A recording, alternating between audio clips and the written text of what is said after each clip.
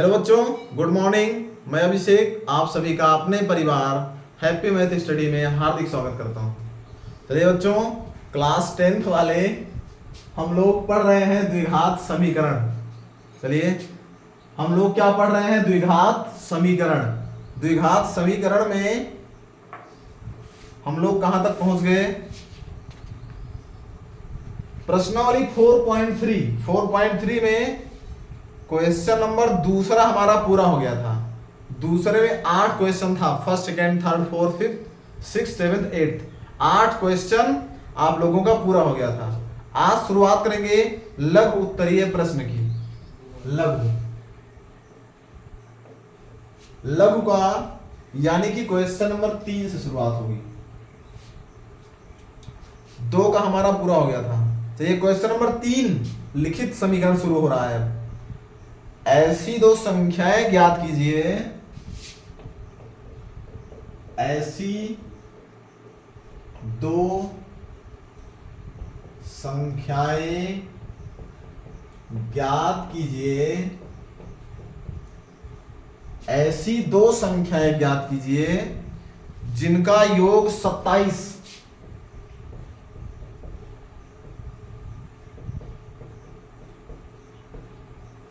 जिनका योग 27 और गुणनफल 182 हो, और गुणनफल 182 हो। चलिए देखिए क्वेश्चन, आप लोग देखिए, समझने का प्रयास करिए। ऐसी दो संख्याएं ज्ञात कीजिए जिनका योगफल 27 हो और गुणनफल 182 हो। चलिए देखिए, मान लेते हैं, माना पहली संख्या बराबर x। हम लोगों को दो संख्याएं ज्ञात करना है। पहली संख्या हमारी क्या हो गई? x हो गई। अब देखिए इन दोनों संख्याओं का योगफल क्या है? 27 है, ध्यान दीजिएगा। तो पहली संख्या x मान लिए, दूसरी संख्या हो जाएगी 27 माइनस x। याद रखिएगा, क्यों? क्योंकि ध्यान दीजिए, आपसे कह दिया जाए दो संख्याओं का योगफल 10 है, दो संख्याओं का योगफल 10 है और पहली संख्या हमारी 7 है, तो दूसरी क्या होगी? दूसरी अपने आप 3 हो जाएगी। भाई दो संख्याओं का योगफल 10 है, अगर एक संख्या 7 मान लिया तो दूसरी अपने आप क्या हो जाएगी? 3 हो जाएगी। वो 3 कहां से मिलेगी? जब हम कुल योगफल में से पहली संख्या घटाएंगे तभी तो हमारा 3 मिलेगा। चाहे जो आपसे कह दिया जाए दो संख्याओं का योगफल 15 है, एक संख्या 8 है, दूसरी क्या होगी? तो आप लोग कहेंगे 7 होगी। क्यों? क्योंकि 8 और 7 का योगफल 15 होता है। तो पहली संख्या अगर हम 8 मान लेंगे, दूसरी 7 कब मिलेगी? जब कुल योग में से पहली घटाएंगे। तो देखिए यही पहली संख्या x मान लिए, दूसरी कब मिलेगी? जब कुल योग 27 है दोनों का, 27 से x घटाएंगे। प्रश्नानुसार अब देखिए एक कंडीशन और दिया है, तथा गुणनफल 182 है। इन दोनों संख्याओं का गुणनफल क्या है? 182 है। गुणा कर लीजिए x इंटू 27 माइनस x बराबर 182। दोनों संख्याओं का गुणा, ध्यान दीजिएगा, योगफल 27 था तो पहले x माने, दूसरे को 27 माइनस x माने। अब इन दोनों संख्याओं का गुणनफल क्या है? 182 है। चलिए गुणा कर लीजिए, 27x माइनस x स्क्वायर बराबर 182। पक्षांतर कर लिया जाए, सबको उधर कर दीजिए, इधर 0 बच जाएगा। 0 बराबर 182 minus 27x plus x square. इसको लिख दीजिए क्रम से, x square minus 27x plus 182 बराबर 0। अब देखिए ये हमारा बन गया द्विघात समीकरण। द्विघात समीकरण हम लोग कैसे सॉल्व करते हैं? जब इसका खंड करिए, जोड़ने पे ये बीच वाला पद बचना चाहिए। चलिए 182 का खंड हम लोग करते हैं, चेक कर लेते हैं। 182, 2 से 2 9 18, 2 1 9 91, 7 से करेंगे 13, 13 1 9 13। यही 3 खंड बन रहा है। 3 खंड को हम लोगों को 2 में बनाना है। जोड़ने पे 27, 7 दूनी 14, 13, 14 दूना 28, 27, 14 13 बन जाएगा। 7 दूनी 14 एक साथ कर लीजिए, और 13 एक साथ कर लीजिए। 14 प्लस 13 27, और 14 और 13 का गुणनफल 182। यह हो जाएगा एक्स स्क्वायर माइनस 14 और प्लस 13 एक्स प्लस 182 बराबर 0।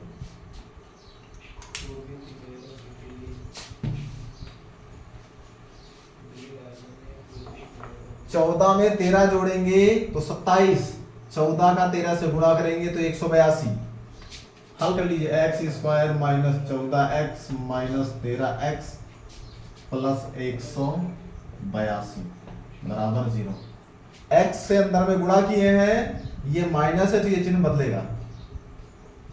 दोनों में कामा ले लीजिए x, तो बचेगा x माइनस 14, इसमें माइनस 13 ले लीजिए, x माइनस 14 बराबर 0।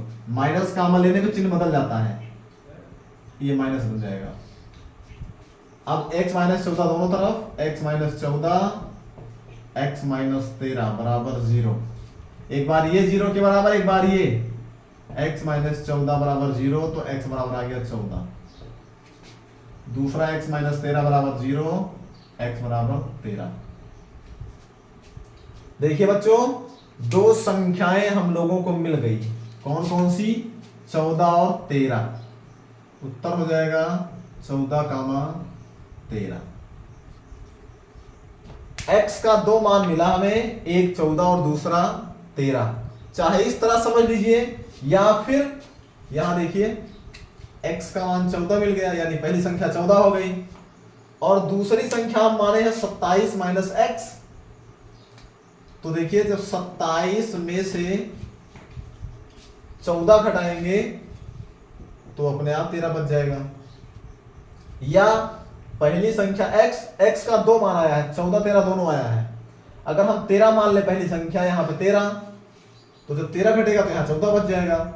कुल मिलाकर समझ लीजिए यही कि एक संख्या 13 और दूसरी 14। चलिए इसके बाद में आगे बढ़ते हैं।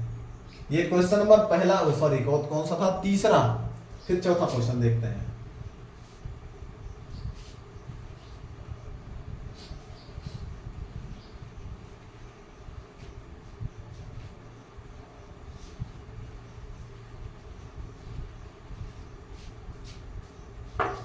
क्वेश्चन नंबर 4, 2 क्रमागत धनात्मक पूर्णांक ज्ञात कीजिए। 2 क्रमागत धनात्मक पूर्णांक ज्ञात करो। 2 क्रमागत धनात्मक पूर्णांक ज्ञात करो जिनके वर्गों का योग 365 है। जिनके वर्गों का योग 365 है। चलिए बच्चों, क्वेश्चन देखिए और समझिए।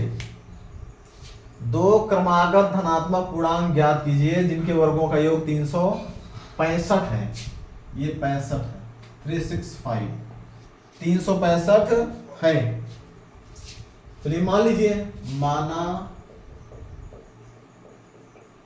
पहला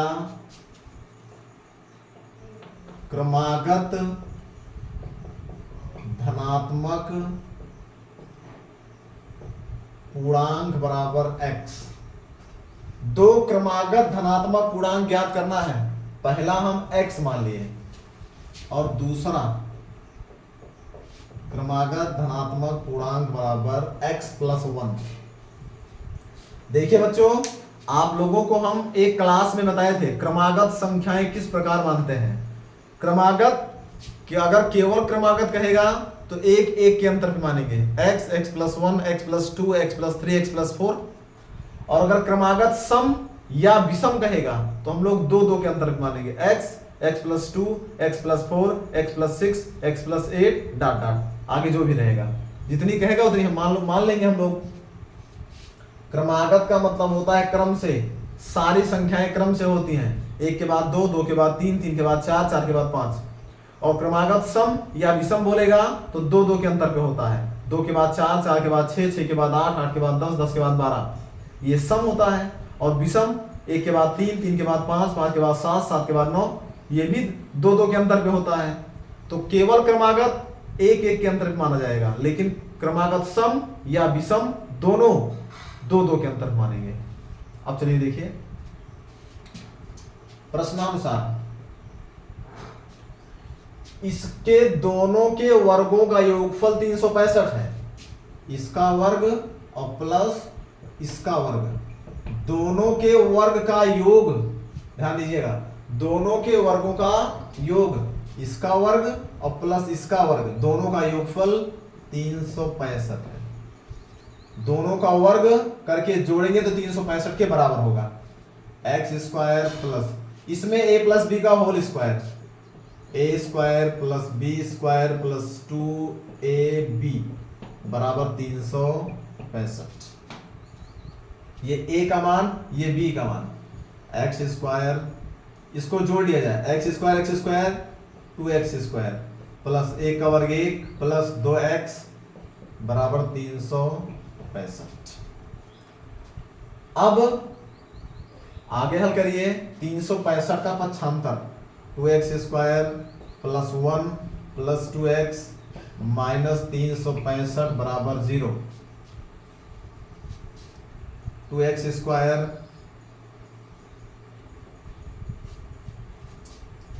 प्लस 1 और माइनस 365 तो बचेगा minus 364 plus 2x equal to 0। इसको लिख लीजिए क्रम से, 2x² प्लस 2x माइनस 364 बराबर 0। 2x² प्लस 2x माइनस 364 बराबर 0। अब इसमें 2 से भाग दे दीजिए, पूरे में 2 से भाग देने पर ये हो जाएगा x² प्लस x माइनस 2 एकम 2, 2 अट्ठे 16, सॉरी, और 2 दूनी 4, 182 बराबर 0। अब देखिए बच्चों, 182 का हम लोग खंड करेंगे, घटाने पे 1 बचना चाहिए, यहां पे 1 छुपा है, यहां पे 1। चलिए करते हैं, 182 का खंड करिए, घटाने पे 1 बच जाए, चेक कर लेते हैं। दोनों 18, 91,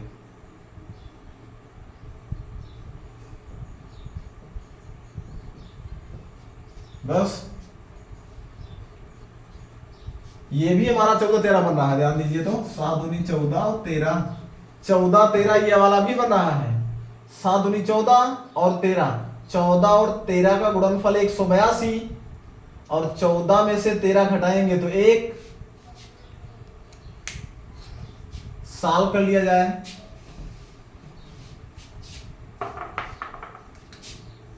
x² plus 14 minus 13 x minus 182 बराबर 0। आप लोगों से बताए थे हमेशा यहां पे माइनस होता है तो बीच वाला पद घटाने पे आता है, यहाँ पे प्लस होता है तो बीच वाला पद जोड़ने पे आता है। यहाँ पे माइनस था, ये बीच वाला पद घटाने पे। 14 में से 13 घटाएंगे 1, 14 13 का गुणनफल 182। x² plus 14x minus 13x minus 182 equal to 0। Common ले लीजिए x, तो बचेगा x प्लस 14 माइनस 13 ले लीजिए x प्लस 14, ये हो गया x प्लस 14 एक ब्रैकेट में, x माइनस 13 एक ब्रैकेट बराबर 0। एक बार ये वाला 0, एक बार ये वाला 0। एक बार x प्लस 14 बराबर 0, तो x बराबर -14। एक बार x माइनस 13 बराबर 0, x बराबर हो जाएगा 13। अब देखिए बच्चों, x का हमें दो मान मिला, एक -14 और एक +13। ध्यान दीजिएगा, द्विघात समीकरण में कभी भी अगर हम लोगों को दो मान मिलेगा, एक मान पॉजिटिव दूसरा निगेटिव, तो हम लोग हमेशा वही पॉजिटिव वाला मान मानेंगे। ये हमारा निगेटिव, इसको छोड़ दीजिए। ऋणात्मक मान को हम लोग छोड़ देंगे, केवल पॉजिटिव वैल्यू लेंगे, यही ध्यान रखिएगा। अगर दोनों मान धनात्मक मिल गया तो हम लोग किसी को मान सकते हैं। धनात्मक मान लीजिए दोनों मान मिल गया तो दोनों में से कोई भी उत्तर हो सकता है, लेकिन अगर एक पॉजिटिव और एक निगेटिव मिलेगा तो जो धनात्मक मान रहेगा वही हमारा उत्तर माना जाएगा। चलिए, x का मान हमें मिल गया 13, यानी हम लोग पहली संख्या माने थे 13, पहली क्रमागत संख्या 13 हो गई, तो दूसरी x प्लस 1, यानी कि x का मान 13, 13 प्लस 1 बराबर 14। बस आप लोग लिख लीजिएगा, पहली क्रमागत संख्या बराबर 13 और दूसरी क्रमागत संख्या बराबर x प्लस 1, यानी कि 13 प्लस 1 बराबर 14। बस यही आप लोग लिख लीजिएगा। चलिए क्वेश्चन नंबर आगे बढ़ते हैं, अगला देखते हैं।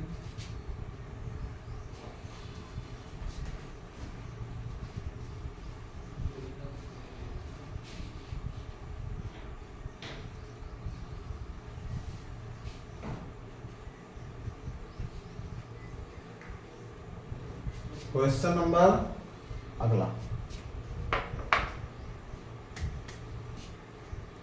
एक समकोण त्रिभुज की ऊंचाई उसके आधार से 7 सेंटीमीटर कम है। कौन सा क्वेश्चन है? 2 3 3 4 5वां क्वेश्चन है। एक समकोण त्रिभुज की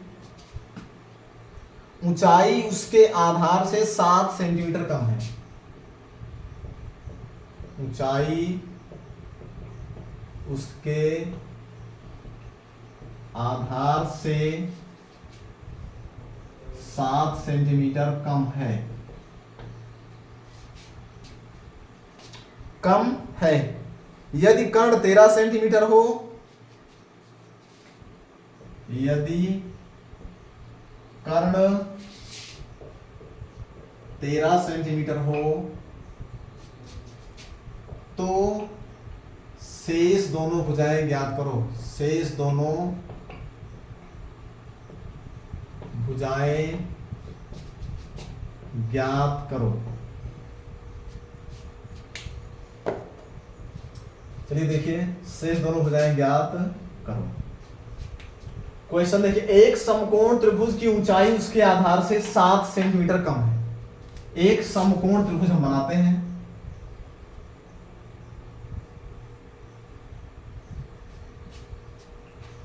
ऊंचाई जो है वो आधार से 7 सेंटीमीटर कम है। अगर हम लोग आधार को x मान लें तो ऊंचाई हो जाएगा x माइनस 7। ध्यान दीजिएगा, क्वेश्चन समझिए। एक समकोण त्रिभुज की ऊंचाई इसके आधार से 7 सेंटीमीटर कम है। ऊंचाई जो है वो आधार से 7 कम है। आधार हम लोग x मान लिए तो ऊंचाई अपने आप x से 7 कम हो जाएगी। चलिए देखिए, सेंटीमीटर लिख दीजिएगा। यदि कर्ण 13 सेंटीमीटर हो, इसको 13 दिया है, ये हमारा 13 है, तो हमें करना क्या है? शेष दोनों भुजाएं ज्ञात कीजिए। इसका मान 13 दिया ही है, ये ज्ञात करना है, ये ज्ञात करना है। चलिए ज्ञात कर लेते हैं। सबसे पहले जो हम चित्र में लिखे उसको मान लें। माना आधार बराबर x, माना समकोण त्रिभुज का आधार बराबर x, तो ऊंचाई क्या हो जाएगी? x minus 7 centimetre. कर्ण का मान दिया ही है, कर्ण क्या दिया है? 13 सेंटीमीटर। अब देखिए आधार मिल गया, ऊंचाई मिल गई, कर्ण मिल गया। ऊंचाई का मतलब होता है लंब, ध्यान दीजिएगा।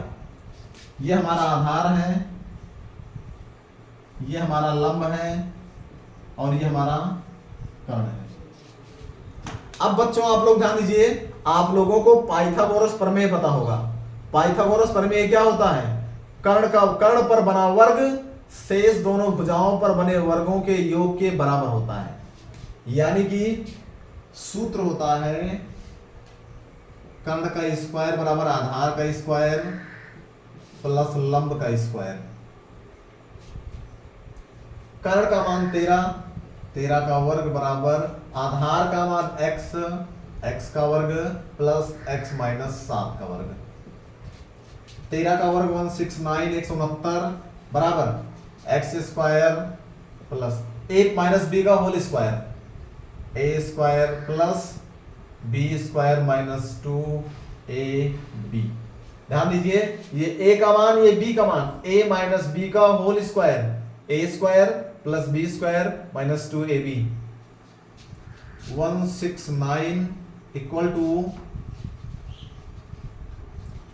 X square 2x square plus 7 का वर्ग 49 माइनस 7 दूनी 14x।